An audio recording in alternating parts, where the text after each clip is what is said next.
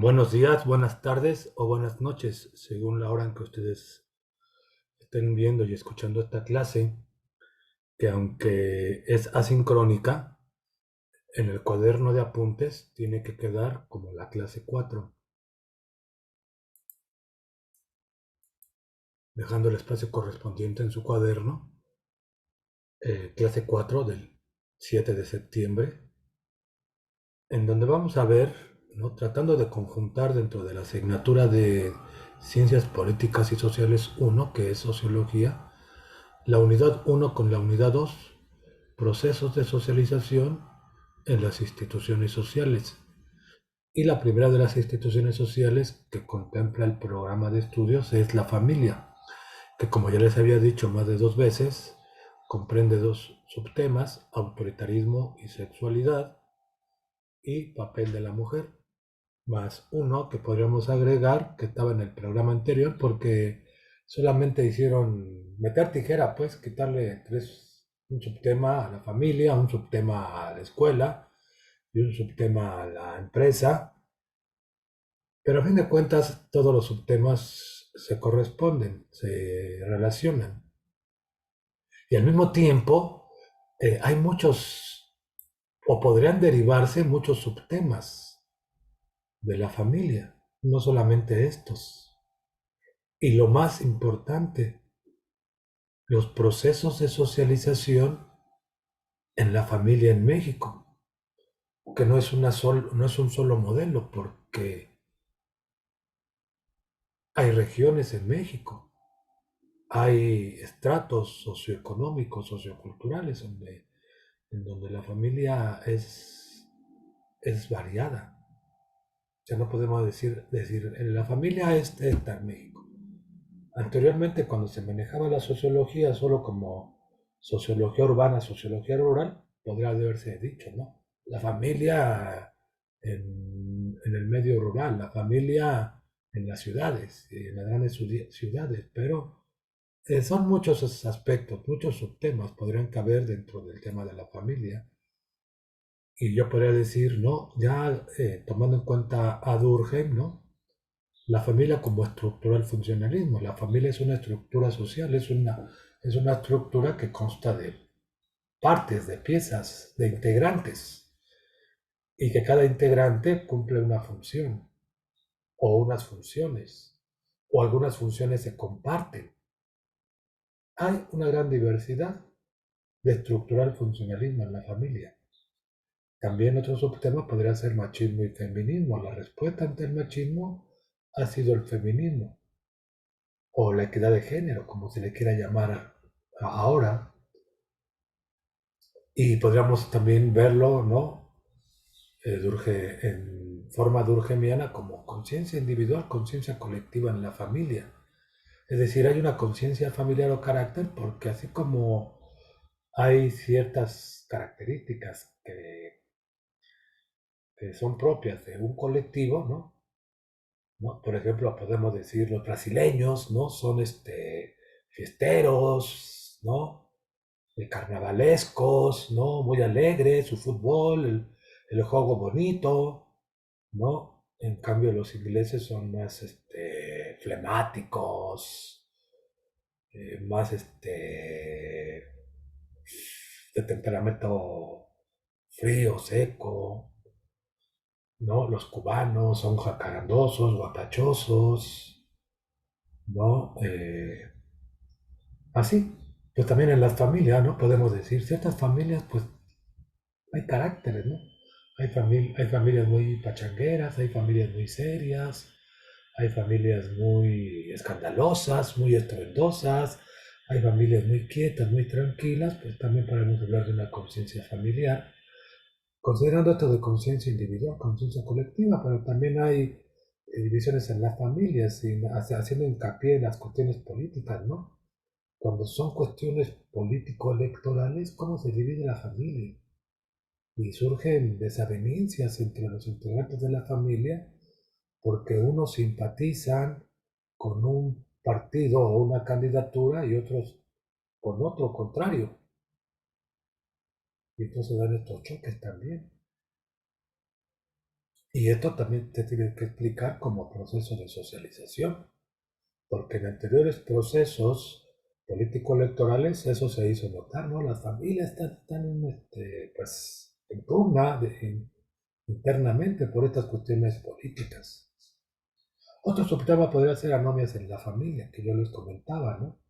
Anteriormente, una mujer divorciada, una mujer madre soltera, pues era vista mal en la conciencia colectiva, ¿no? Podría considerarse una anomia, porque no, una mujer debe tener una familia, un esposo, ¿no? Y vamos a llamarle así, una cuestión machista, yo les he dicho, ¿no? Yo en la primaria, en la secundaria, recuerdo, ¿no? En las listas, ya les había yo comentado, ¿no? Primero eran los hombres, ¿no? Y luego las mujeres, en el orden. Yo que era Vargas, pues era el 30 de lista, éramos 31, ¿no? Yo era Vargas, y número de lista 31, el A era el Amador, Amador Zaragoza Antonio, y yo era el 30, el penúltimo, ¿no? Porque todavía seguía el Borrego, Guillermo Velasco, y ya la 32 era Leticia Aguilar. Y así, primero los hombres, ¿no? En la primaria ya no me acuerdo, la verdad, ya no me acuerdo de la lista. Pero de la secundaria sí me acuerdo más, todavía mucho más. Así era, ¿no? Y fíjense, ustedes ya no lo vivieron, pero pregúntenle a las personas mayores de su casa, abuelos, padres, ¿no? Todavía hasta los años 80, yo creo. Todas las mujeres tenían que ponerse con el nombre de su esposo, el apellido, ¿no? Por ejemplo, les digo dos tías mías, ¿no? Gilda Cermeño de Barón, porque su esposo era César Barón. Y otra tía, ¿no? Celia Ocampo de Cermeño, ¿no? Porque era esposo de mi tío, Sergio. Y mi mamá, ¿no? También. Bueno, Elvia Cermeño, ¿no? De Vargas. Y luego cuando falleció mi papá, pues se puso Elvia Cermeño, viuda de Vargas. Y ahorita tenemos, hay hasta un problema, ¿no? Que lo veo, porque ella tiene escrituras, tiene papeles, como Elvia Cermeño, viuda de Vargas. Y así era la mujer, ¿no? Tenía que ser de un hombre, del apellido de su esposo, no de su concubino, de su amante, de su unión libre, ¿no? De su esposo. Entonces, mujer que no tenía esta condición, ¿no? Que no llevaba el apellido de su esposo, se podría considerar una anomia en aquellos tiempos. Todo esto, ¿no? Es un aspecto, pero son muchos cambios que ha habido en la familia. Eh, Muchos cambios que ha habido en la familia, incluso en los hijos, ¿no? Antes la juventud no existía, se pasaba de la niñez a la adultez. No existía como categoría social y menos como sujeto de consumo. Imagínense ahora todo el negocio que hay con la juventud. Música, ropa, ¿cómo es que más música, ropa, dispositivos, ¿no? Pero principalmente eso y otras cosas no existían. Estamos hablando de eso hace un poquito más, ¿no? Pues de los años 50 para atrás, ¿no? Díganme de los años 50, 1950 para atrás, si había una música para jóvenes, si había un tipo de ropa para jóvenes, si había entretenimiento para jóvenes, no existía la juventud. Es hasta que surge, yo creo, como el rock and roll, ¿no? Que surge un, una cultura para los jóvenes, productos, mercancías para los jóvenes. Entonces no existe la juventud y eso hace que pues, los jóvenes, ¿no? Los hijos, ¿no? Ahora sean una parte, ¿no? que implica también, pues, una necesidad que atender, ¿no? Que, oiga, que cierta ropa, ¿no? Y el amor de los padres a los hijos hace satisfacer sus necesidades, que llegan a ser deseos o caprichos, ¿no? No, pues que quiero esta ropa, que está, o píntame el pelo, así como los jóvenes ahorita, no se diga los conciertos, que están carísimos, ¿no? Y a veces son los padres los que tienen, o más bien no a veces, ¿no? Casi todas las veces son los padres los que tienen que satisfacer estas necesidades, cosa que no existía, como les repito, ¿no? No había un producto para los jóvenes hace pues 60 y tantos años, 70 años. Y también esto es una cuestión a considerar. Entonces, vean ustedes, pero como ya les había yo comentado, dentro de la sociología no hay materiales. ¿Con qué vamos a trabajar nosotros estos temas y subtemas? Pues, estos temas y subtemas y la sociología no produce materiales, y mucho menos en México, como ya les he comentado, ¿no? Aquí nada más estamos esperando por nuestro colonialismo ideológico, nuestro colonialismo académico, nuestro colonialismo mental, ¿no? A ver qué se produce en sociología o qué se pone de moda en Inglaterra, en Europa Occidental, en Estados Unidos de América para nosotros consumirlo, ¿no? En el caso de la sociología y también de otras ciencias o disciplinas. Entonces, de todos estos temas y subtemas, ¿no? Pero en México, en la sociedad contemporánea y en la inmediata reciente, ¿no? También no voy a hablar de hace 100 años, ¿no? Pero, digamos, todavía hace 60, 40, 30 años, sobre todo, porque efectivamente es como por los años 80 cuando se dan grandes cambios.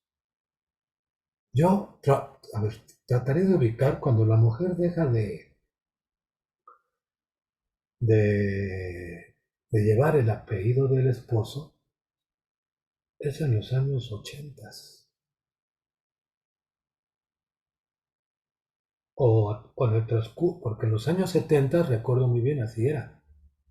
En los años 80, como que inicia el proceso, yo creo. Y concretamente como a mediados de los 80, el proceso de cambios sociales en México, incluyendo este que les digo, sí, que es como un ejemplo.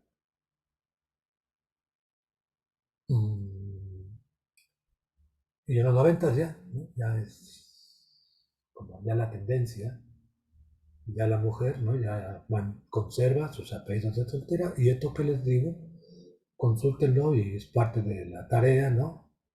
Con las personas grandes de su casa, de su familia o conocidos, ¿no? Y hagan una reflexión, ¿no? Un comentario sobre esta situación. Ahora, incluso, y parece que ya está en las leyes, eh, un niño, no sé cómo está, pero sería cuestión que lo investigáramos, ya se puede imponer primero el apellido de materno. De hecho, mi hermana así lo hace, ¿no? Ella, aunque sus documentos oficiales es Laura Vargas Cermeño, en todas sus redes y en toda su, digamos, lo que no es oficial, vamos a, porque si ella hace algo oficial, por ejemplo, la credencial de lector, pues la tiene que sacar como Laura Vargas Cermeño, pero lo que no es oficial, ella se pone, se lo invierte, ¿no? Laura Cermeño Vargas. Laura Cermeño Vargas, ¿no? Yo no. Para mí, Vargas y luego Cermeño. Bueno, pues ya son distintas formas de pensar. Entonces, ahí está la cuestión. Habrá que investigar cómo está la cuestión legal, ¿no? De que un niño, un joven, ¿no? Ya pueda invertir los apellidos. O más que invertirlos, enderezarlos, ¿no? Porque a lo mejor donde le volvió a decir, oye, pues quien me sacó del vientre fue mi madre, ¿no? Pues es primero ella, primero mi apellido de mi mamá. Pues distintas formas de pensar y ustedes qué dicen sobre esto.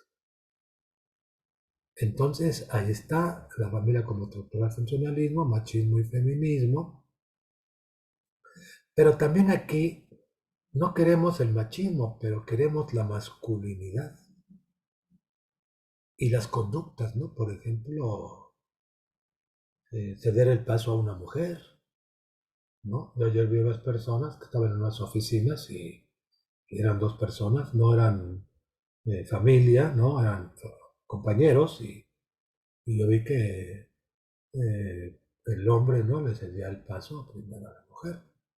¿Pero eso es machismo o es masculinidad? ¿O qué es?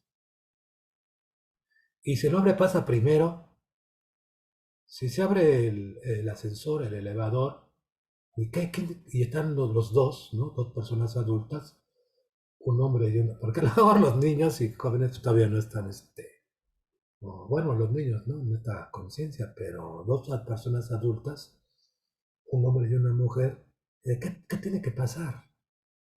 Las dos van a abordar el ascensor. eh, y si pasa el hombre primero, ¿qué? ¿Es bueno o es malo? O no es ni bueno ni malo.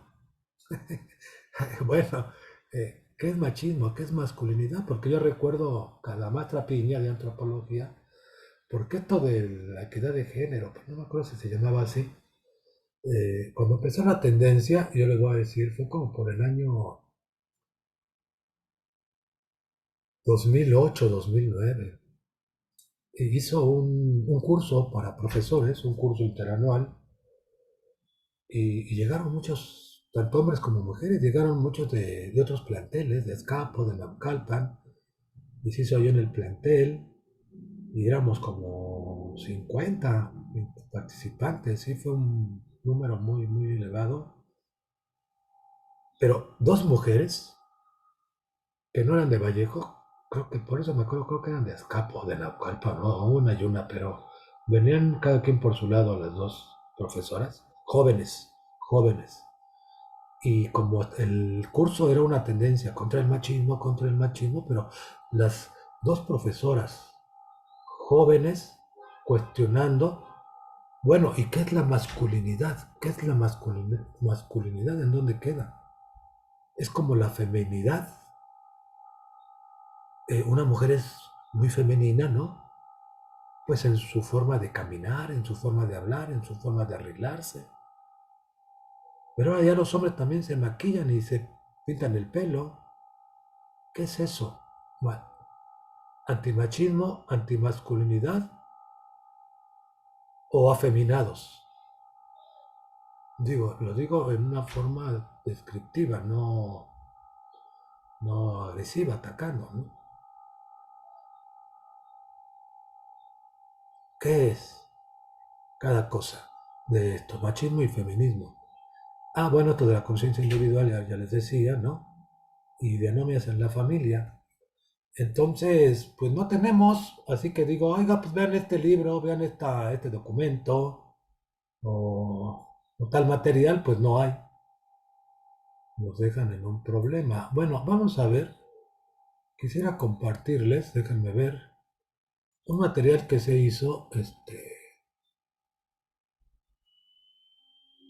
eh, que hacemos nosotros, ¿no? Dentro del portal académico del CCH, eh, un manifiesto feminista, que si bien los alumnos lo sacaron de otros materiales, pero era lo que ellos sintieron, ¿no? Y en este equipo, porque les dije háganlo por equipo, hubo tanto hombres como mujeres, ¿no? Nina, Cintia, Regina, María Magdalena e Iliana, cinco mujeres y dos hombres, Javier y Carlos. Estos alumnos son los que estuvieron ya en las clases híbridas. Me parece que fue hace 2 años. Y les dije, ¿no? Hagan un trabajo sobre manifiesto. Bueno, más bien ellos lo dijeron y ya, bueno, yo les fui como diciendo de una como asesoría, ¿no? Vamos a llamarle así. Y ellos dicen, el feminismo es un movimiento social y político que plantea la necesidad de alcanzar la justicia y la libertad total para que las mujeres puedan decidir sobre ellas mismas y plantear la intervención en el mundo en la lucha contra la desigualdad entre hombres y mujeres, que sitúan a las mujeres en una situación de inferioridad frente a los hombres. Y dicen, nosotras, ¿no? Bueno, que participaron aquí hombres también en esto, nosotras queremos ser libres para poder elegir lo que queremos ser y ser las protagonistas de nuestras propias vidas. Este movimiento es el resultado de múltiples experiencias, luchas y reflexiones de gran cantidad de mujeres. El movimiento feminista siempre ha velado por el bienestar de las mujeres, por todas las que han sufrido violencia, maltrato, represiones, acoso, violaciones y por todas aquellas que ya no están con nosotros, ¿no? Es un terrible problema que México se ha visibilizado. Yo no sé si ahora se arreció o ya siempre ha existido, pero los feminicidios, ¿no?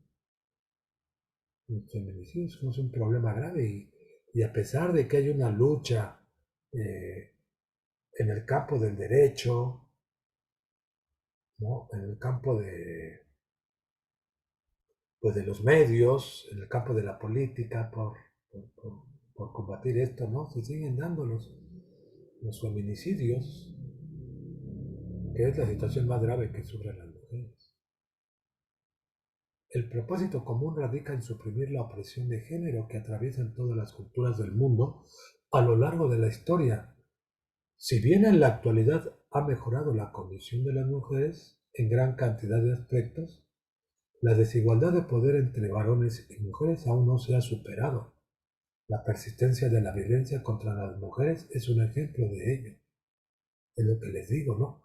Tanta, como dicen ellos, tanto que se han luchado, tantos años y tantas formas de lucha y movimientos, y sin embargo persisten estas acciones de hombres o más que de hombres, de machos.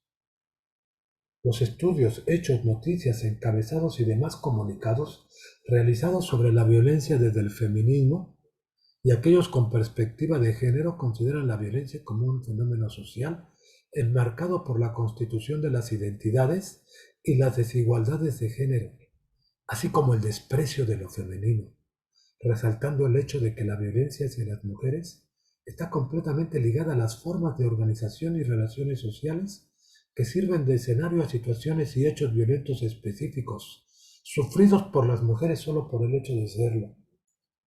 Pues son los géneros femenino, masculino, hombre, mujer, y, y pues se dice, ¿no? El sexo débil. Bueno, las causas, nos marca cuatro: violencia, acoso, desigualdad, roles en la familia, ¿no? De la violencia contra mujeres y niñas es la más generalizada por los derechos humanos en el mundo. Se produce en muchos casos cada día en todos los rincones del planeta. Tiene graves consecuencias físicas, económicas y psicológicas sobre las mujeres y las niñas, a corto y a largo plazo, impidiéndoles participar plenamente y en pie de igualdad en la sociedad. Algunos ejemplos son violencia económica, psicológica, emocional, física, sexual, llegando a tener pruebas de estos abusos y aún así la autoridad no responde en la forma que debería de hacer. Nos referimos a que el sistema es negligente ante la presentación de pruebas como testimonio oral de la víctima, cuando a pesar de esto, por falta de interés o corrupción, se deja en libertad al acusado.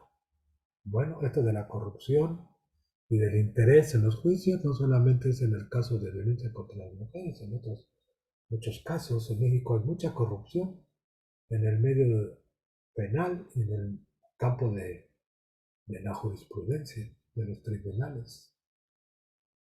El acoso. 4,5 millones de mujeres, el 20%, declararon haber sufrido un comentario sexual u ofensivo hacia su cuerpo, ¿no? El 20%, yo imagino que son más, ¿no? Más, yo casi, más bien sería el contrario, ¿no? Como que el 20% no han recibido comentarios de este tipo por alguna vez en su vida, ¿no? Por su naturaleza compleja, el acoso y hostigamiento sexual son uno de los tipos de violencia contra las mujeres más difíciles de combatir. No existe un delito evidente de perseguir, ni evidencias palpables que sirvan para iniciar un procedimiento jurídico. Con frecuencia se piensa que el acoso ocurre porque las víctimas, las mujeres, lo provocan por su forma de vestir, ¿no? Por sus actitudes coquetas o poco firmes al rechazar estas conductas. Incluso hay quienes piensan que son permitidas, cuando existió una relación previa, justificándolas como conflictos íntimos. La desigualdad. La mujer se destinaba a la procreación, el cuidado de los hijos y del hogar, mientras que del hombre se esperaba que fuera de garantizar, pues la manutención. La mujer era relegada al ámbito doméstico y el hombre era el que mantenía un vínculo con el exterior del sistema familiar. Las mujeres tienen menos oportunidades de educación, de salubridad y de empleo remunerado. Socialmente se espera que puedan cuidar y alimentar a la familia, pero a la vez no tienen los recursos necesarios ni el control de los ingresos familiares como para comprar alimentos. Bueno, en esto ha habido muchos cambios porque ahora ya la gran mayoría de mujeres trabajan, ya no quieren cumplir o reducirse a esta condición, ¿no? De la casa y los hijos, ¿no? Y sin embargo cumplen pues, las dos funciones, el trabajo en un empleo y el trabajo de la casa. Roles en la familia. La mujer siempre ha sido encasillada en funciones del hogar, ama de casa. De hecho, pues ya no se usa mucho este término, ¿no? Pero anteriormente, ¿no? Eh, lo veíamos en los comerciales de la televisión, de radio, ¿no? O cuando pasaban por aquí los vendedores ambulantes, ¿no? Señora ama de casa, señora ama de casa. Y hasta eso, pues eso ya se eliminó un poco, o un mucho, pero así era la tónica. Además de otros estereotipos como delicada, sensible, femenina, amorosa, tierna, sumisa, reprimiendo por completo su libertad de expresión al decidir lo que ella quiere hacer y lo que quiere ser.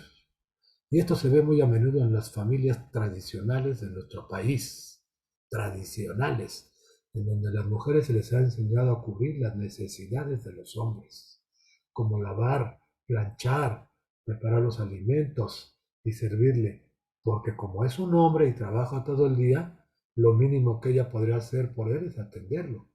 Es una frase muy común y demasiado machista que se sigue usando hoy en día y que no solo aplica para los esposos, sino para todos los hombres en la familia, tíos, abuelos, primos, hermanos, nietos, sobrinos. Porque las mismas familias e incluso las mujeres mayores así crían a sus hijos y a sus hijas, ¿no? No, el hombre primero, la mujer para atender al hombre. Métodos de lucha. Bueno, ¿cuáles serían los métodos de lucha del feminismo? El Estado de Derecho. No es mentira decir, al escuchar la lucha feminista, que el Estado de Derecho entra en crisis. Las feministas han incorporado al debate jurídico temas como derechos de la mujer, la libertad femenina, la libertad de cuerpo, la detención de los delitos sexuales, el acoso. El feminismo ha desenmascarado la falacia de la igualdad jurídica, que en realidad presenta una desigualdad de la mujer ante el hombre, en lugar de una igualdad jurídica. Lamentablemente, México todavía recoge este diseño de desigualdad no específicamente en la ley, también en entornos familiares y de trabajo, como yo les decía, ¿no? Sería contradictorio decir que el Estado de Derecho actúa un buen papel referente a los métodos de lucha del movimiento feminista. De lo contrario, las cifras de violencia hacia la mujer no serían altas, pero eso no implica plantear una propuesta que el Estado de Derecho aplique reglas jurídicas realmente igualitarias entre hombres y mujeres y realmente proteger la integridad de la mujer, deteniendo a sus agresores y no dejándolo pasar por alto. Un sector recurre a la iconoclasia. ¿Qué es iconoclasia? La violencia y destrucción. A este grupo se le reconoce como el bloque negro. Se trata de una táctica de manifestación feminista donde los participantes, haciendo de manera analógica la relación con su nombre, visten ropas negras para evitar ser identificados por las autoridades. Protestan en contra del maltrato, delitos sexuales y violencias hacia la mujer, llevándolo a un método de lucha un poco más bien sería con estropicios, en ocasiones incluso llegando a desafiar autoridades y causando actos de violencia y destrucción, como le llaman los otros observadores, como manifestación. Mujeres. La forma inicial de métodos de lucha para las mujeres es su introducción al feminismo para poder deconstruirse y de esta forma podrá comprender que como mujeres compartimos un mismo fin, que es eliminar el sistema patriarcal que nos oprime desde que nacemos.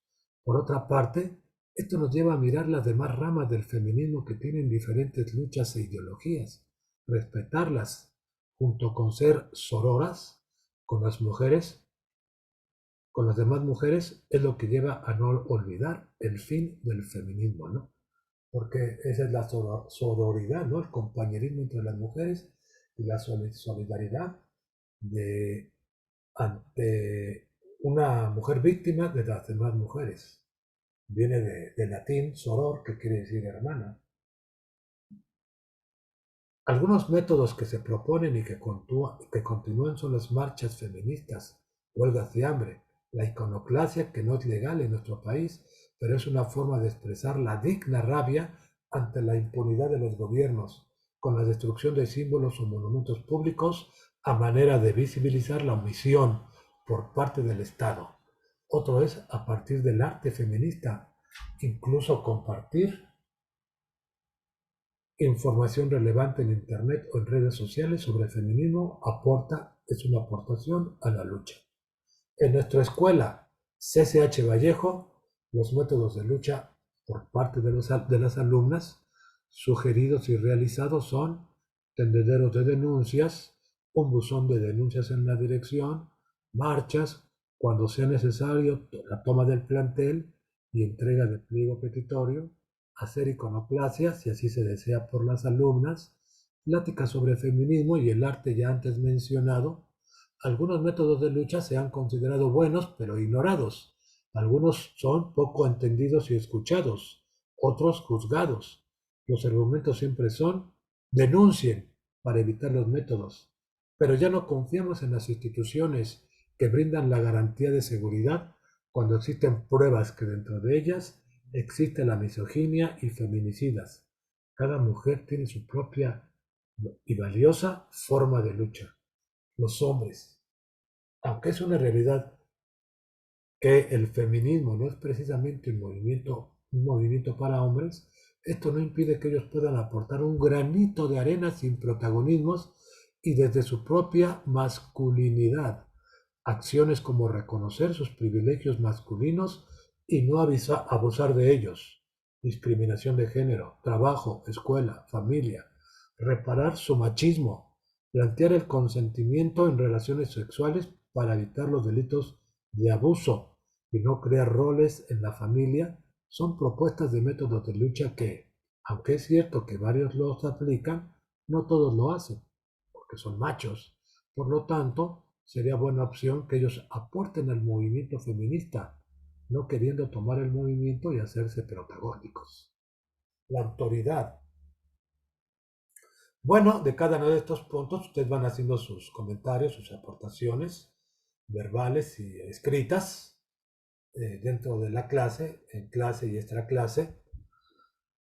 Esto para el cuaderno de apuntes, ¿no? Porque en el cuaderno de apuntes pues, deben de llevar unos 3, 4 páginas mínimo de esta clase. Primeramente, de las autoridades como policías, los cuales tienen mayor contacto con feministas en manifestaciones, un método de lucha es comprender por qué lo hacen, es decir, reconocer proactivamente la legitimidad de las manifestaciones feministas y contra la violencia de género. Deben dejar de provocar de forma verbal y física a las mujeres, manifestándose, dejar de detenerlas sin base legal, como es en el caso de las mujeres que se cubren el rostro en las manifestaciones feministas.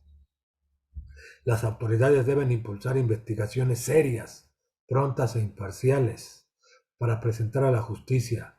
Asimismo, las autoridades deben considerar que una manifestación feminista no es una amenaza al orden público y que su labor es garantizar el derecho a la reunión pacífica.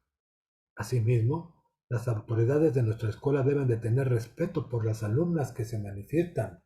No deben de quitarle valor a lo que se hace. Deben hacer algo al respecto. Tomar medidas inmediatas con profesores o alumnos con denuncias. Cumplir con su labor que se les ha dado de autoridad y no terminar el problema de acoso u otro tipo de caso denunciado únicamente con cambiarlas de grupo. Medios. Existen diversos medios de comunicación por donde los feministas dan a conocer lo que exigen. Por ejemplo, la radio.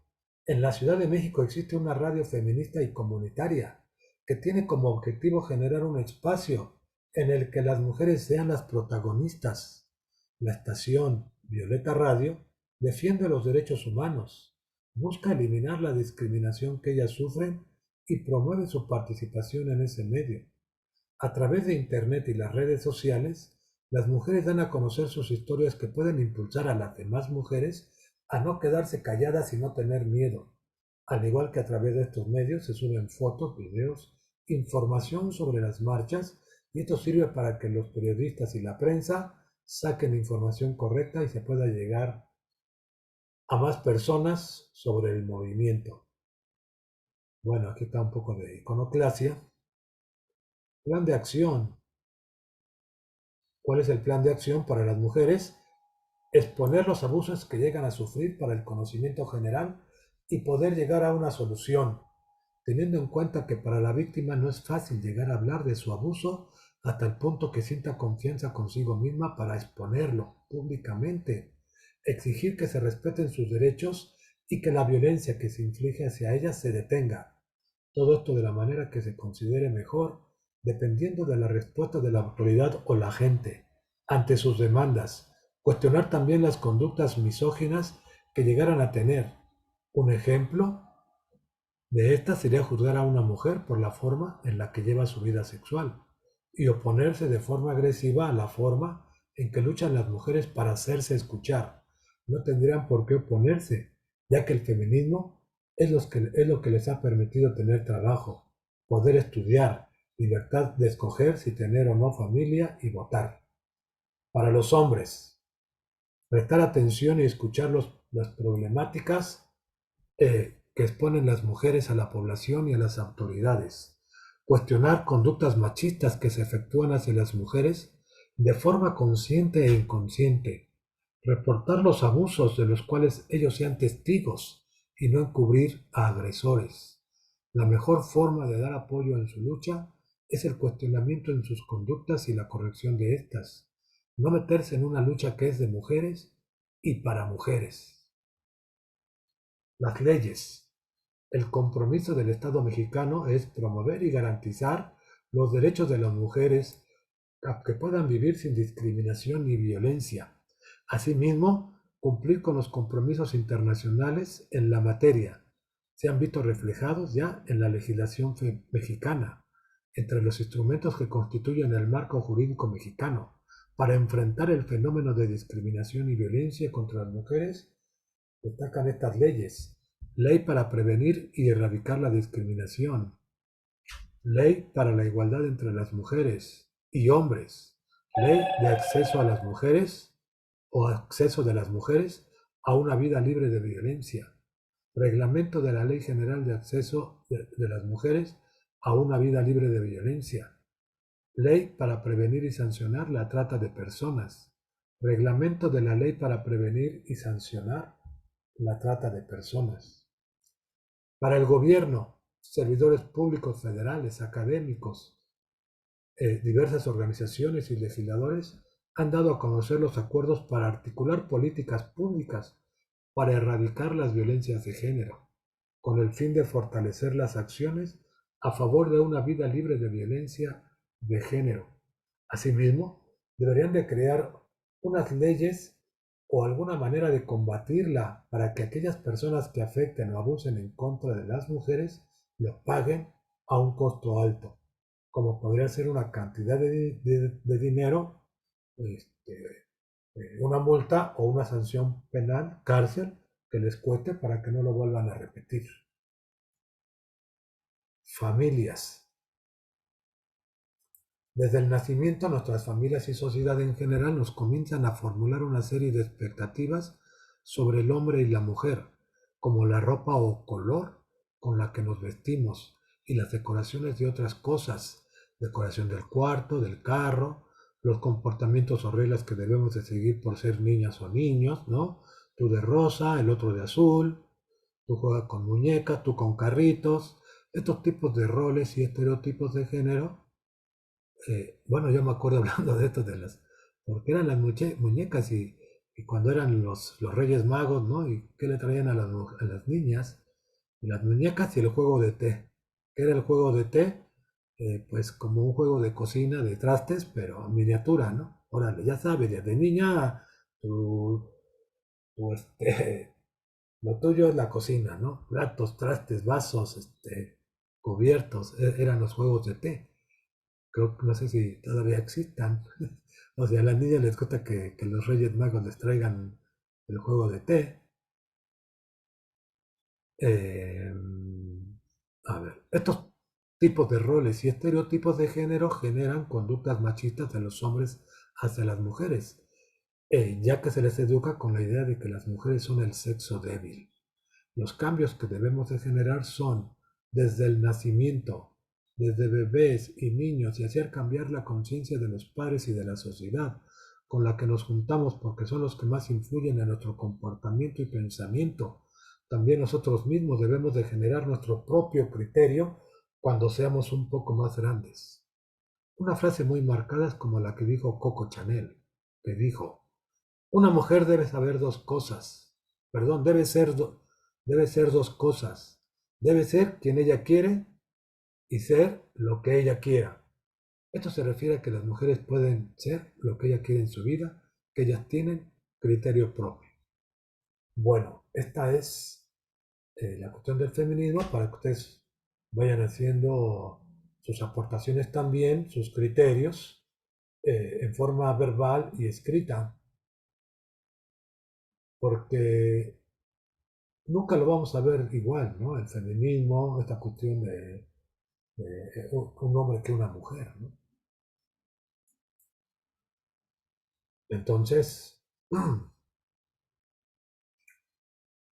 yo también quisiera ver otro material, si me permiten, buscarlo.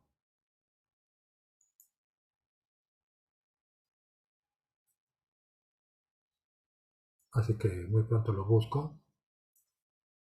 Un caso particular, porque ustedes van a hacer ya su trabajo después sobre casos particulares de la vida real, casos sociológicos, quiero decir, de la vida real, eh,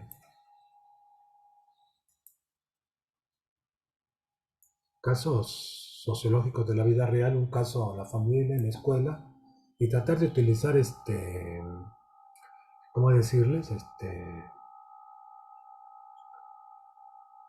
Bueno, les voy a poner el link del manifiesto feminista que acabamos de leer y comentar en, en el apunte. Estoy viendo esto, por qué medios se los voy a dar. Estén al pendiente del blog para que ahí tengan el link.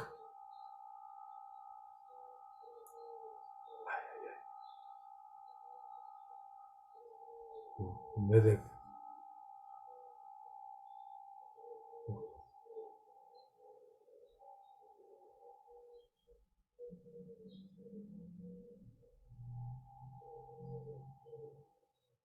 Aquí está.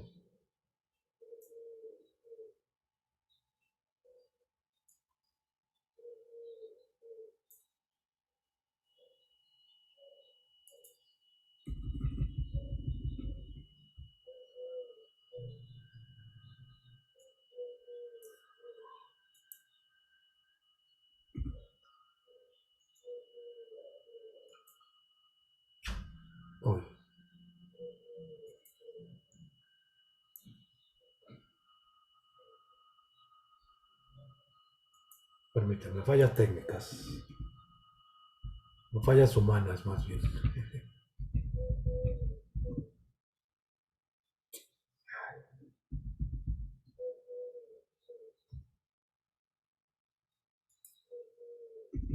Es que quiero poner el link del...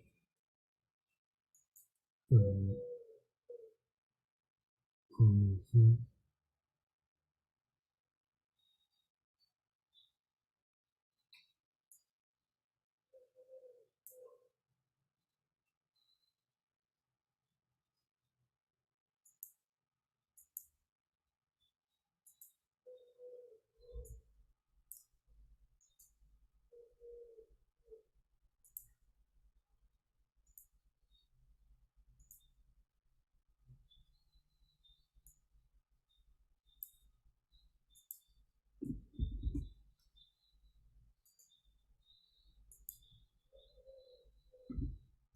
Bueno, está el link.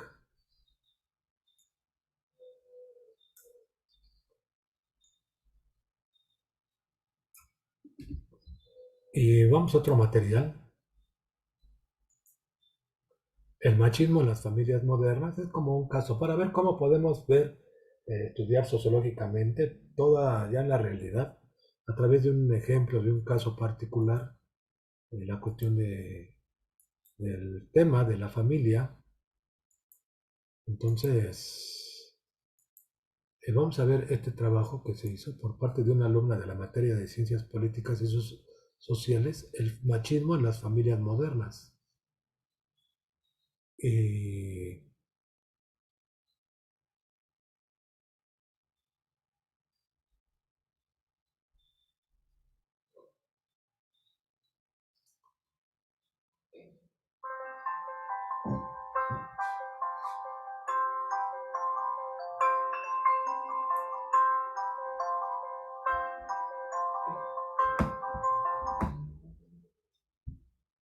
déjenme ver si se ve.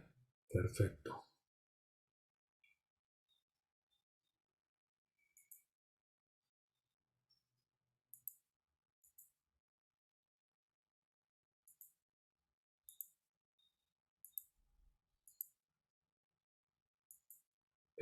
Todo gira al mismo tema, ¿no? El machismo en las familias modernas, ¿no? Ahí está el-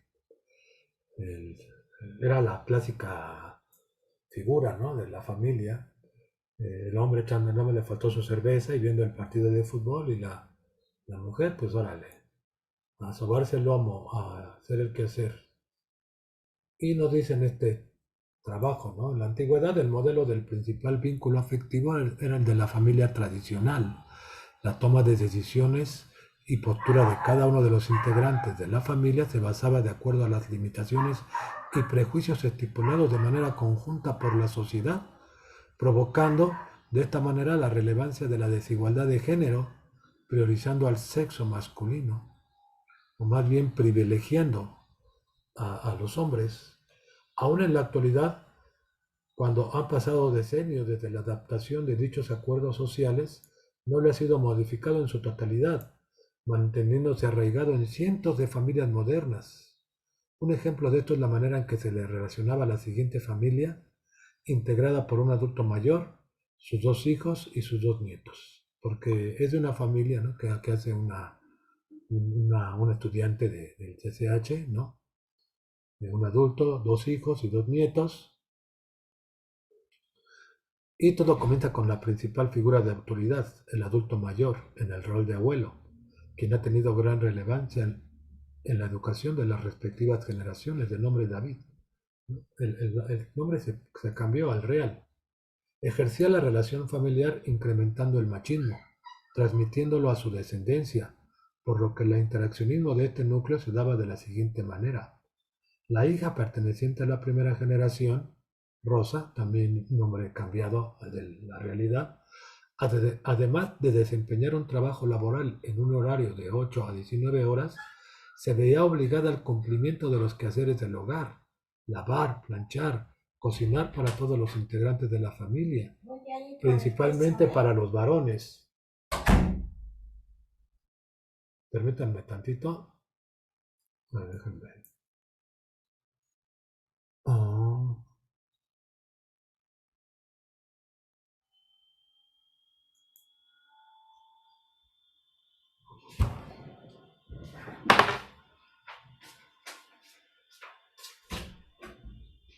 ¿Qué pasó? Ya hasta la mitad ya no hay ni conmigo.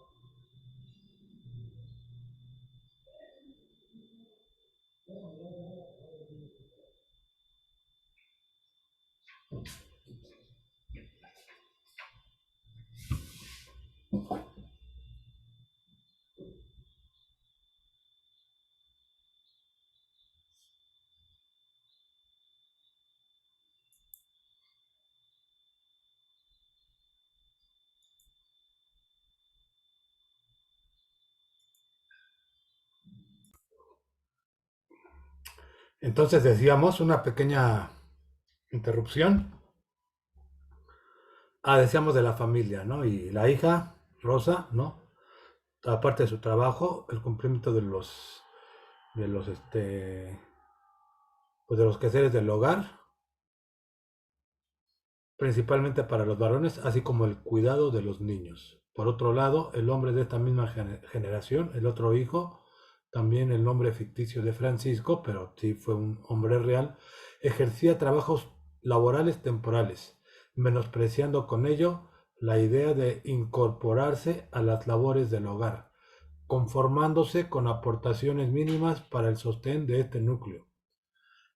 Y así, el varón de la segunda generación, hijo de Rosa, de nombre Gerardo, desempeñaba labores académicas sin verse obligado a involucrarse en los quehaceres, siguiendo el principal ejemplo impuesto por el abuelo patriarca.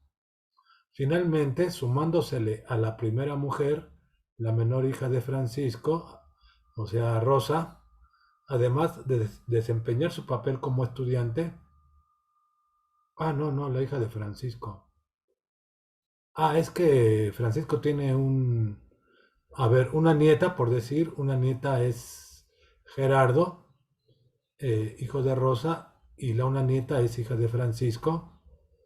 Esta menor, además de desempeñar su papel como estudiante, acompañaba en el cumplimiento de estas labores a la única fémina.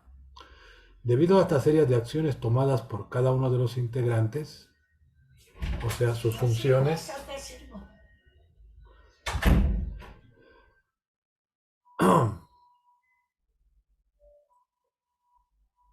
a ver dónde me quedé.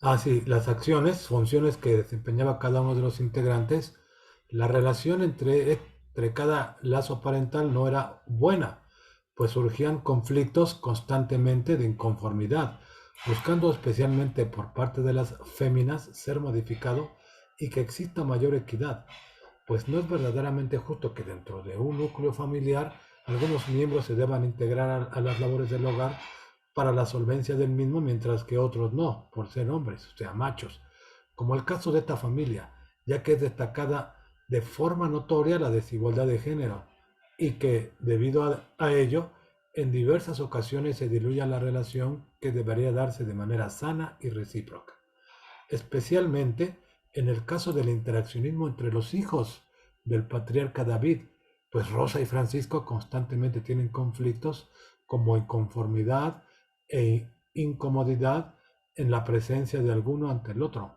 debido a que mientras la señora Rosa está cansada de encargarse de las mismas labores sin recibir ayuda, el señor Francisco en ocasiones expresa su descontento de forma negativa, argumentando que no considera que lo que se hace es suficiente, exigiendo mayores aportaciones sin contribuir.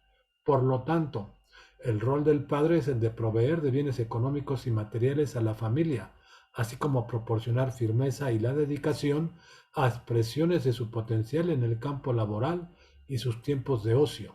El rol de la mujer está dado por el de esposa madre, haciendo referencia al área emotiva. El rol de los hijos es la aceptación de las decisiones y autoridad paterna.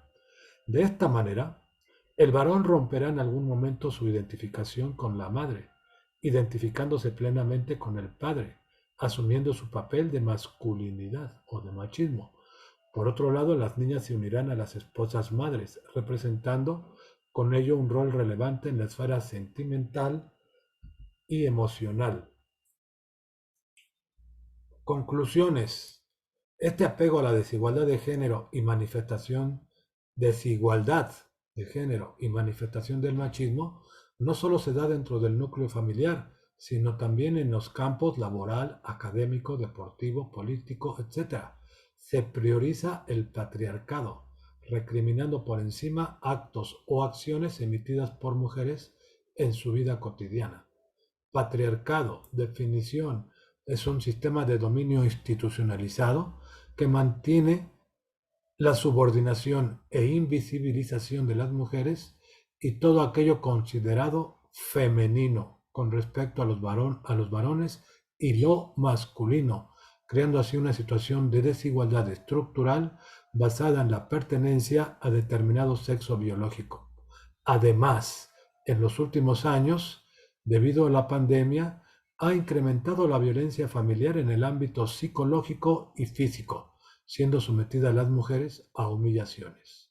Por lo que a partir del año 2019 se han normalizado las manifestaciones y marchas a favor del movimiento feminista por la justicia e igualdad de género.